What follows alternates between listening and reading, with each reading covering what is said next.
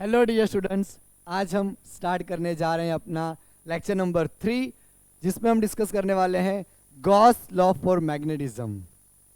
Gauss law for electric field तो हमने discuss करा था चैप्टर नंबर 1 में, जिसमें हम इलेक्ट्रोस्टैटिक के प्रॉब्लम सॉल्व किया करते थे। यहाँ पे हमें गॉस लॉ स्टडी करना है मैग्नेटिक फील्ड के लिए, राइट फ्रेंड्स।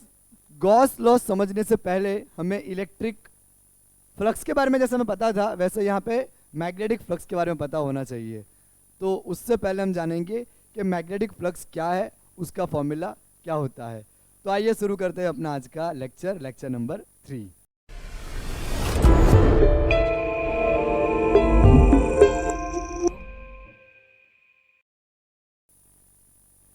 सबसे पहले मैं लगाऊंगा title Gauss law for magnetism. Magnetic phenomena के लिए गॉस लॉ किस तरह से एप्लीकेबल होता है वो हम यहाँ पे डिस्कस करने जा रहे हैं। तो जैसे कि मैंने आपको बताया कि हमने इलेक्ट्रिक फ्लक्स लर्न करा था चैप्टर नंबर 1 में, वैसे ही पहले हमें मैग्नेटिक फ्लक्स पता होना चाहिए। तो पहले हम यहाँ पे जानेंगे मैग्नेटिक फ्लक्स के बारे में। मैग्नेटिक फ्लक्स, क्योंकि उसका यहाँ पे हम यूज करेंगे, गॉस लॉ फॉर मैग्नेटिज्म समझने में उसका यूज करने वाले हैं मैग्नेटिक फ्लक्स का। इसलिए मैग्नेटिक फ्लक्स का फॉर्मूला क्या है, उसका कंसेप्ट क्या है, वो हमें यहाँ पे समझना बनता है, राइट। तो मैग्नेटिक फ्लक्स, मान लो कि हमारे पास यहाँ पे कोई एरिया है, प्लेन एरिया, उसके अंदर से मैग्नेटिक फील्ड लाइन इस तरह से परपेंडिकुलरली पास कर रही है, इस तरह से, राइट। और सरफेस एरिया उसका इसी तरफ, अभी इस तरफ, और मैग्नेटिक फील्ड लाइन इस तरफ। फ्रेंड्स, हमारे पास जो, मान लो ये हमारी सरफेस है, इसको इस तरह से क्रॉस कर रही है lines, like this, perpendicularly cross करनी चाहिए लाइंस इस तरह से। तो इसका एरिया वेक्टर कहाँ पे आएगा, आउटसाइड, या तो इस तरफ आएगा या फिर इस तरफ आएगा, क्योंकि फ्लैट सरफेस है हमारे पास ये, राइट। तो इसका एरिया वेक्टर जो है वो या तो इस तरफ आएगा, या फिर ये फ्लैट सरफेस है, इसका एरिया वेक्टर इस तरफ आएगा, जैसे हमने चैप्टर 1 में लर्न करा था, राइट। तो मैग्नेटिक फ्लक्स हमारा यहाँ पे डिफाइन होता है कि magnetic field lines passing through any surface area as perpendicularly. कोई एंगल बनेगा तो भी चलेगा, राइट, लेकिन मैक्सिमम फ्लक्स हमारा यहाँ पे, मैक्सिमम फ्लक्स कब आएगा, जब दोनों का एंगल 0 बनेगा। और 0 एंगल कब बनेगा, जब लाइन इस तरह से परपेंडिकुलरली पास करेगी, तभी तो सरफेस एरिया हमारा इस तरफ आएगा। देखो मैं आपको दिखाता हूं, आपको एक बार मैं याद कराता हूं कि इलेक्ट्रिक फ्लक्स हमने लर्न करा था E dot surface area delta S, यानी कि ई डॉट ए। वहां पे हमने इलेक्ट्रिक फ्लक्स में इलेक्ट्रिक फील्ड का ई डॉट और ए, एरिया वेक्टर ए, इस तरह से हमने डिफाइन करा था। फ्रेंड्स, यहाँ पे डॉट क्यों लगाते हैं, तो मैंने तब आपको बताया था कि जो ये इलेक्ट्रिक फ्लक्स है वो हमारी स्केलर क्वांटिटी है, राइट। ये इलेक्ट्रिक फील्ड वेक्टर क्वांटिटी और एरिया भी हमारा वेक्टर क्वांटिटी। तो दो वेक्टर का अगर स्केलर प्रोडक्ट हो तो हम डॉट लगाते हैं, राइट, और दो वेक्टर का वेक्टर प्रोडक्ट हो तो हम बीच में क्रॉस लगाते हैं। ये चीज़ हम लर्न कर चुके हैं। तो वही चीज़ यहाँ पे अब मैग्नेटिक फ्लक्स में 5b से रिप्रेजेंट करते हैं उसको। The product of magnetic field into area is called define as a magnetic flux, right. तो मैग्नेटिक फ्लक्स में एरिया हम लेंगे डेल्टा एस या फिर ए, आप कुछ भी लिख सकते हो यहाँ पे, कुछ भी मतलब कि डेल्टा एस या फिर ए हमारा area, delta S for surface area, right. तो जैसे ही हम यहाँ पे डॉट को रिमूव करेंगे, हमारा फॉर्मूला बन जाएगा phi b is equal to B A cos theta, where theta is the angle between magnetic field and area. इस तरह से होगा, थीटा जो होगा हमारा वो कैसा होगा, angle between magnetic field and area, दोनों के बीच का एंगल हमारा रहेगा, राइट। तो ये चीज़ हमने यहाँ पे लिख ली। अब हम यहाँ पे दो केस स्टडी करते हैं, जो कि हम यहाँ पे गॉस लॉ फॉर मैग्नेटिज्म में उसका यूज आएगा। मैं आपको दिखाऊंगा कि किस तरह से फ्लक्स 0 होता है, राइट। तो अगर हम इसी प्लेन को इस तरह से लें और मैग्नेटिक फील्ड लाइंस मान लो इसी तरह से ब्लू कलर से मैंने इंडिकेट करी है मैग्नेटिक फील्ड लाइंस, और पॉइंट हमें यहाँ का स्टडी करना है, राइट। तो एरिया वेक्टर हमें इस तरफ का लेना होगा। तो अब देखो फ्रेंड्स के एरिया इस तरफ का है, मैग्नेटिक फील्ड इस तरफ का है, तो दोनों के बीच एंगल बना 180 डिग्री, राइट। तो यहाँ पे हमारा फ्लक्स कितना आएगा, phi is equal to B A cos 180। जैसे कि आपको पता है कि बी ए कॉस 180 आता है -1, यानी कि ये हमारा फ्लक्स आ गया negative B A, phi is equal to minus B A, right. मान लो इस पॉइंट को हम 1 डिफाइन कर लेते हैं, पॉइंट नंबर 1, तो फाई 1 हमारा कितना आया, माइनस बी ए आया, राइट। अब अगर इसी केस में हमें मान लो आगे का पॉइंट स्टडी करना होता, यहाँ पे इस तरफ हमारा मैग्नेटिक फील्ड है, राइट, ये हमारा मैग्नेटिक फील्ड है, और हमें यहाँ का कोई पॉइंट स्टडी करना है, राइट। तो एरिया वेक्टर हमारा इस तरफ बन रहा है, तो यहाँ पे थीटा हमारा 0, flux B A cos 0 cos 0 1, तो यहाँ का जो हमारा फाई 2 बना तो क्या बना, प्लस बी ए, राइट। तो इस तरफ हमारा फ्लक्स मैक्सिमम आया आगे की तरफ, और पीछे की तरफ हमारा फ्लक्स मिनिमम आया। और अगर हम थर्ड केस यहाँ पे डिस्कस करें कि अगर हम प्लेट को इस तरह से रख दें, राइट, मैग्नेटिक फील्ड तो हमारा वही डायरेक्शन में है इस तरफ, राइट, लेकिन प्लेट को पहले जो प्लेट हमारी इस तरह से थी, एक पॉइंट हमने आगे स्टडी किया, एक उसके प्लेट के पीछे स्टडी किया, अब हम प्लेट को इस तरह से रख देते हैं, राइट, तो एरिया वेक्टर कहाँ पे जाएगा, ऊपर की तरफ। मैग्नेटिक फील्ड जो है हमारा वो तो इसी तरफ है, राइट, इस तरह से, लेकिन एरिया हमारा यहाँ पे ऊपर होगा, ये देखो आप, राइट। तो दोनों के बीच में एंगल बनेगा 90 डिग्री, यानी कि अब हम यहाँ पे cos 90 लेंगे, तो यहाँ पे एरिया वेक्टर हमारा इस तरफ होगा। तो आप देखो दोनों के बीच में 90 डिग्री एंगल बन रहा है, तो theta is equal to 90 degree, so flux phi is equal to B A cos 90 0। तो यहाँ पे हमारा फ्लक्स आ गया 0, यानी बिल्कुल फ्लक्स लिंक नहीं करा। क्यों लिंक नहीं करा, सरफेस हमारी ऐसे पड़ी और मैग्नेटिक फील्ड ऐसे जा रही है, तो उसको कहाँ क्रॉस कर रही है। फ्लक्स कब लिंक होता है, जब इस तरह से पेनेट्रेट करके लाइन जाए, क्रॉस करके लाइन जाए इस तरह से, तभी हमारा फ्लक्स बनेगा। तो ये हमने डिस्कस करा यहाँ पे मैग्नेटिक फ्लक्स के बारे में। फ्रेंड्स 3 पॉइंट और इंपॉर्टेंट है मैग्नेटिक फ्लक्स के बारे में जो आपको यूजफुल होंगे, तो वो मैं लिखता हूँ यहाँ पे। पहली बात कि मैग्नेटिक फ्लक्स स्केलर क्वांटिटी है, is a scalar quantity. Magnetic flux हमारी स्केलर क्वांटिटी है। सेकेंड थिंग यहाँ पे मैग्नेटिक फ्लक्स का यूनिट बी ए है, तो उसका यूनिट है टेस्ला इंटू मीटर स्क्वायर, या फिर साइंटिस्ट के ऑनर में उसको वेबर भी बोला जाता है, weber, right, tesla into metre square और वेबर, राइट। थर्ड यहाँ पे उसका डायमेंशन फॉर्मूला हम सीखेंगे। तो हमने चैप्टर 4 में फोर्स का फॉर्मूला लर्न करा था, F is equal to B I L, wire पे लगने वाला फोर्स। तो अगर हम इसमें मैग्नेटिक फील्ड को सब्जेक्ट बनाए तो आई एल हमारा डिनोमिनेटर में आ जाएगा, F बाई आई एल। अब F का हमारा फॉर्मूला होता है M1 L1 T-2, करंट का A1, लेंथ का L1 L1 हमारा कैंसल, तो M1 L0 T-2 A-1, ये हमारा मैग्नेटिक फील्ड का फॉर्मूला आया। तो डायमेंशनल फॉर्मूला किसका, मैग्नेटिक फ्लक्स का, राइट। तो क्या रहेगा, टेस्ला का M1 L0 T-2 A-1, right, और मीटर स्क्वायर का L2, तो M1 L2 T-2 A-1, ये हमारा डायमेंशनल फॉर्मूला आ गया मैग्नेटिक फ्लक्स का। मैग्नेटिक फ्लक्स का डायमेंशन फॉर्मूला में मिल गया, राइट।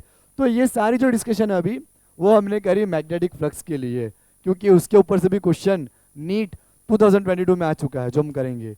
लेकिन उससे पहले हम करेंगे यहाँ पे गॉस लॉ फॉर मैग्नेटिज्म, जो हमारा आज का मेन टॉपिक है। उसको अच्छे से समझने के लिए ही हमने यहाँ पे पहले मैंने आपको मैग्नेटिक फ्लक्स समझा दिया कि मैग्नेटिक फ्लक्स क्या है, राइट। तो अब हम करने जा रहे हैं गॉस लॉ फॉर मैग्नेटिज्म, इसको मैं मिटा देता हूँ और हम स्टार्ट करते हैं Gauss law for magnetism. Friends, यहाँ पे आपको इलेक्ट्रिक फील्ड के लिए जो इलेक्ट्रोस्टैटिक फील्ड के लिए जो गॉस लॉ था वो अच्छे से याद होगा। Phi is equal to Q upon epsilon naught. उसमें हमारा मोनोपोल चार्ज रहता था प्लस क्यू या माइनस क्यू, दोनों के लिए यहाँ पे गॉस लॉ हमारा एप्लीकेबल था। ओके, लेकिन मैग्नेटिज्म हमें पता है कि मोनोपोल एग्जिस्ट नहीं करता, वो भी हम यहाँ पे प्रूव करेंगे। ओके, अब हम स्टार्ट करते हैं गॉस लॉ फॉर मैग्नेटिज्म। तो हम क्या करते हैं, पहले कोई इस तरह से इरेगुलर शेप का एक सरफेस ले लेते हैं, उसके अंदर से मैग्नेटिक फील्ड लाइन इस तरह से पास हो रही है। देखो आप, यहां पे लाइन एंटर करी, यहां से बाहर निकली, यहां पे लाइन एंटर करी, यहां से बाहर निकली, यहां पे लाइन एंटर करी, यहां से बाहर निकली। आप देखो जितनी लाइन यहां पे एंटर कर रही है उतनी लाइन बाहर भी निकल रही है, जितनी नंबर ऑफ लाइन यहाँ पे एंटर करी उतनी बाहर भी निकली। राइट, हम कोई पॉइंट यहाँ पे छोटा सा small cross section area consider कर लेते हैं, डेल्टा एस, ये हमारा एरिया एलिमेंट है और उसकी डायरेक्शन एन कैप इस तरफ एरिया एलिमेंट की डायरेक्शन में है, और मैग्नेटिक फील्ड जो है हमारा वो इसी डायरेक्शन में है, मैग्नेटिक फील्ड भी। तो अब देखो कि एरिया और मैग्नेटिक फील्ड के बीच में थीटा एंगल बन रहा।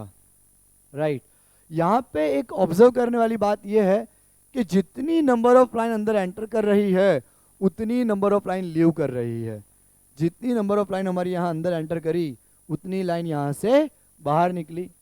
राइट, अब वो प्रॉपर्टी किस तरह से हेल्प करेगी गॉस लॉ फॉर मैग्नेटिज्म समझाने में, वो हम यहाँ पे डिस्कस करते हैं। पहले हम क्या करते हैं कि एक स्मॉल एरिया एलिमेंट कंसिडर कर लेते हैं और उसका फ्लक्स कितना एसोसिएट करता है उसके साथ, वो हम यहाँ पे डिफाइन करते हैं। तो consider a small area element delta S as shown in figure, flux associated for that small area element is defined as, तो पहले हम क्या करेंगे, यहां पे स्मॉल एरिया एलिमेंट का फ्लक्स डिफाइन करते हैं, उसको हम बोलेंगे डेल्टा फाई, कि छोटी सी जगह पे फाइंड कर रहे हैं। Delta phi is equal to magnetic field B dot surface area element delta S. तो ये तो हमारा यहाँ पे छोटी सी जगह के लिए आया। अब हम क्या करें कि मान लो पूरे सरफेस को ऐसे छोटे छोटे एरिया में डिवाइड कर लें, पूरे को, मैं पूरे को नहीं बता रहा अभी, इस तरह से, तो एक का एरिया पता चल गया तो सबका एरिया पता चल जाएगा। Now divide entire surface in such a small area element, so net flux through entire surface can be defined as, अब देखो तो पूरी सरफेस में से कितना फ्लक्स हमें यहां पे एसोसिएट होगा, तो phi is equal to summation all delta phi. ये समेशन ऑल में ये डिफाइन करता है कि छोटे छोटे जितने भी सेगमेंट है उन सबका हम यहाँ पे समेशन कर रहे हैं। राइट, उन सबको हम जोड़ रहे हैं, सारे आप एलिमेंट को जोड़ लोगे यहाँ पे तो पूरी सरफेस आपको मिलेगी ना, डेफिनेटली मिलेगी। राइट, तो यहाँ पे समेशन ऑल डेल्टा फाई का फॉर्मूला हमें मिला डेल्टा एस, और उसकी वैल्यू क्या आएगी, 0। अब ये मैं आपको दिखाता हूं कि 0 यहाँ पे किस तरह से आएगा। फ्रेंड्स, ये हमारी क्लोज सरफेस है, तो इसीलिए इसको इस तरह से क्लोज इंटीग्रेशन भी लिखा जाता है। इस तरह से क्लोज इंटीग्रेशन के फॉर्म में भी हम इसको लिख सकते हैं। So close integration B dot delta S is equal to 0। ये दोनों सेम ही है, कोई फर्क नहीं है, हमारे एनसीईआरटी में ये बता रखा है और बाकी बहुत सारे रेफरेंस बुक में इस तरह से भी होता है क्लोज इंटीग्रेशन, क्योंकि हमारा सरफेस क्लोज है। बाकी आप नॉर्मली प्लेन के लिए भी यही फॉर्मूला अप्लाई कर सकते हो, ओपन सरफेस हो या क्लोज सरफेस हो। अब फ्रेंड्स आप देखो कि यहाँ पे यहाँ पे ये जीरो क्यों आ गया directly, right. Net magnetic flux through any close surface is zero. तो जीरो क्यों आया यहाँ पे, वो हम यहाँ पे डिस्कस करते हैं। जीरो यहाँ पे इसलिए आया ताकि अगर मैं 2 पॉइंट कंसिडर कर लूँ, यहाँ पे पॉइंट 1 और यहाँ पे पॉइंट 2, देखो आप, तो पॉइंट 1 का एरिया एलिमेंट इस तरफ आएगा डेल्टा एस या डेल्टा ए, राइट। तो पहले पॉइंट के ऊपर लगने वाला फ्लक्स हमारा होगा B dot delta S, B delta S cos zero. Cos zero क्यों, क्योंकि आप देखो कि एरिया और मैग्नेटिक फील्ड दोनों की डायरेक्शन सेम है, राइट। तो कॉस जीरो ही बनेगा। तो फ्लक्स हमारा आएगा यहाँ पे B delta S, positive flux आया। फ्लक्स हमारा कैसा आया, पॉजिटिव। अगर इसी तरह से मैं पॉइंट 2 के लिए यहाँ पे स्टडी करता हूँ, तो magnetic flux associate at point 2, तो यहां पे आप देखो कि एरिया तो हमारा है इस तरफ डेल्टा एस, लेकिन मैग्नेटिक फील्ड हमारा है इस तरफ। तो देखो दोनों एक दूसरे को 180 डिग्री बना रहे हैं, दोनों एक दूसरे के साथ 180 डिग्री बना रहे हैं, ये देखो, राइट। तो यहाँ पे हमें मिल जाएगा माइनस बी डेल्टा एस, क्योंकि कॉस 180 हमारा क्या आता है, -1। तो ये हमारा हो जाएगा माइनस बी डेल्टा एस, ये नेगेटिव फ्लक्स आएगा। तो टोटल फ्लक्स फाई हमें मिल गया φ1 plus φ2। So B delta S minus B delta S दोनों कैंसिल कर जाएंगे, तो phi is equal to 0, right. Phi की वैल्यू हमें कितनी मिल जाएगी, 0। तो अब देखो नेट फ्लक्स हमारा कितना आया, 0 आया, ओके। तो यहाँ पे हमने पढ़ा कि जितना फ्लक्स इस तरफ होगा पॉजिटिव, उतना इस तरफ होगा नेगेटिव। फ्रेंड्स अगर मैं आपको दिखाऊं तो इस तरफ जो आगे वाला अपना फ्लक्स होगा, राइट, तो ये अपना 0, राइट, ये अपना एंगल, यहाँ पे एंगल 0 बन रहा है। तो 0 से 90 तक सारा फ्लक्स पॉजिटिव और 90 से 180 तक सारा फ्लक्स नेगेटिव। तो यहाँ पे पूरा नेगेटिव फ्लक्स, यहाँ पे 0 फ्लक्स, यहाँ पूरा पॉजिटिव फ्लक्स। तो जितना पॉजिटिव होगा उतना ही नेगेटिव होगा, तो एक दूसरे को कैंसिल कर देंगे।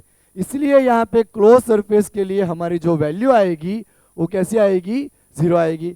अब मैं यहाँ पे लिखता हूँ इसी का स्टेटमेंट जो अभी हमारी नीट 2023 के एग्जाम में आ चुका है। तो यहाँ पे मैं लिखूंगा statement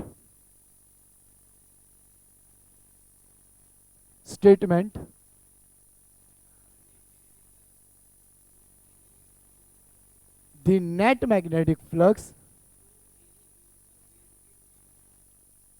through any closed surface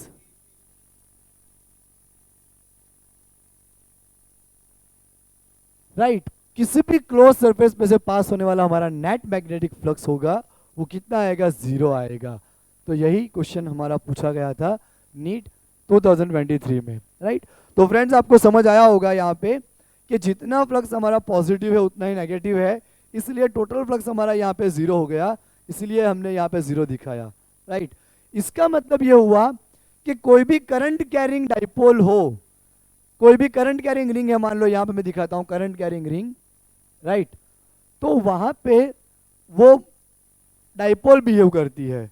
आप देखो कि करंट इस तरफ पास हो रहा, मैंने आपको दिखाया करंट इस तरफ पास हो रहा है इस तरफ, तो हमारा थंब ऊपर की तरफ गया, यानी मैग्नेटिक मोमेंट ऊपर की तरफ, यानी मैग्नेटिक फील्ड भी ऊपर की तरफ इस तरह से। इसका मतलब ये हुआ कि नीचे का जो पोल है वो नॉर्थ पोल बिहेव करेगा, सॉरी साउथ पोल बिहेव करेगा, अंदर की साइड है, और नॉर्थ में मर्ज करेगी लाइन, अंदर की तरफ लाइन हमारी साउथ से नॉर्थ होती है। तो ये भी हमने पढ़ा है कि अगर एंटी क्लॉकवाइज डायरेक्शन हो तो ये हमारा नॉर्थ पोल बिहेव करता है, और अगर क्लॉकवाइज डायरेक्शन हो तो ये हमारा साउथ पोल बिहेव करता है। ये हमने लेक्चर नंबर 2 में भी करा था, इसमें भी कर रहे हैं, और लेक्चर नंबर 4 में भी आपको दिखाऊंगा। यहाँ पे ऊपर से कोई देखेगा तो रिंग का जो पोल है उसको नॉर्थ पोल दिखाई पड़ेगा, लेकिन नीचे की तरफ वही पोल साउथ पोल होगा। इसीलिए करंट कैरिंग लूप हो या दूसरा कोई भी लूप हो, यहाँ पे वो डाइपोल बिहेव करता है, इसलिए मोनोपोल एग्जिस्ट नहीं करता।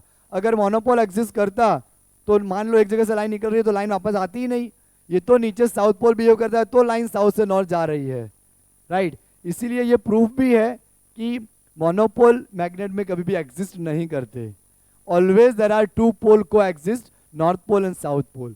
तो ये इसका प्रूफ भी हो गया कि मोनोपोल मैग्नेट में एग्जिस्ट नहीं करते, राइट। तो ये थी हमारी बात गॉस लॉ फॉर मैग्नेटिज्म की। अब हम यहाँ पे देखो एक और चीज़ मैं आपको यहाँ वापस रिमाइंड करा देता हूँ कि हमारा जब हमने इलेक्ट्रिक फ्लक्स के लिए गॉस लॉ देखा था तो क्लोज सरफेस के अंदर हमारा कितना चार्ज है वही मैटर करता था, और उसके लिए हमारा फ्लक्स का फॉर्मूला क्या आया था, Q अपन एप्सिलॉन नॉट। उसमें जीरो नहीं आ रहा था, उसमें फ्लक्स जीरो क्यों नहीं हो रहा था, क्योंकि फ्लक्स हमारा सरफेस के अंदर है चार्ज, और हमें सरफेस के अंदर कितना चार्ज है वही नेट चार्ज में कैलकुलेट करना था, राइट। तो वहाँ पे हमारा फ्लक्स जीरो नहीं होता था, लेकिन यहाँ पे हमारा नेट फ्लक्स कितना हो रहा है, जीरो हो रहा है। फ्रेंड्स अब हम करते हैं दो क्वेश्चन नीट 2022 और नीट 2023 का। दोनों क्वेश्चन फ्रेंड्स हमने लिख लिया यहाँ पे। पहला क्वेश्चन हमारा नीट 2022 का, a square loop of side 1 metre. यहाँ पे एक स्क्वायर लूप है हमारा जिसकी साइड 1 मीटर है, राइट, लेंथ ब्रेथ दोनों। रेजिस्टेंस स्क्वायर लूप है इसलिए दोनों 1 हमने ले रखी है। Resistance that is of 1 ohm is place in the magnetic field of 0.5 tesla. यहाँ पे एरिया क्या हो जाएगा, L into L, L square, 1 into 1 1 metre square. तो एरिया हमारे पास है, हमारे पास मैग्नेटिक फील्ड है और कुछ नहीं चाहिए हमें। Plane of the loop is perpendicular to direction. इसी तरह से हमारा परपेंडिकुलर देखो आप, राइट, इस तरह से मैग्नेटिक फील्ड। तो यहाँ पे एरिया और मैग्नेटिक फील्ड की डायरेक्शन क्या हो जाएगी, सेम हो जाएगी, यानी एंगल हमारा यहाँ पे 0 हो जाएगा। एंगल बताने की ज़रूरत नहीं है। तो magnetic flux through the loop is, कितना मैग्नेटिक फ्लक्स हमारा पास कर रहा होगा, तो phi is equal to B dot A. अगर हम यहाँ से डॉट हटा लेंगे तो बी ए हो जाएगा, और दोनों हमारे पास बता रखा है। मैग्नेटिक फील्ड है 0.5 और एरिया हमारे पास है 1 metre square, right. Tesla into metre square हमारा वेबर होता है और 0.5 वेबर। तो हमारा आंसर यहाँ पे आ गया 0.5 वेबर। और फ्रेंड्स मैंने स्टेटमेंट इसीलिए रखा था क्योंकि नीट 2023 में यही क्वेश्चन आया है, the net magnetic flux through any close surface is 0। आपको पता ही है कि नेट मैग्नेटिक फील्ड जो होता है किसी भी सरफेस एरिया में से पास होने वाला, वो कितना होता है, 0 होता है, राइट। तो आज का ये छोटा सा लेक्चर हमारा था, उसके हैंड रिटन नोट्स आप नीचे दिए गए लिंक से डाउनलोड कर सकते हैं। फ्रेंड्स अब आने वाले लेक्चर में हम मैग्नेटाइजेशन क्या है, राइट, उसके बारे में डिस्कस करेंगे। मैग्नेटिक इंटेंसिटी उसके बारे में डिस्कस करेंगे, राइट। और तीनों के बीच रिलेशन क्या है, मैग्नेटिक फील्ड, मैग्नेटिक इंटेंसिटी और मैग्नेटिक फील्ड, उसके बारे में हम डिस्कस करेंगे, राइट। तो मिलते हैं अपने नए नेक्स्ट लेक्चर में, तब तक आप अपना बहुत ख्याल रखिएगा। Okay, bye everyone.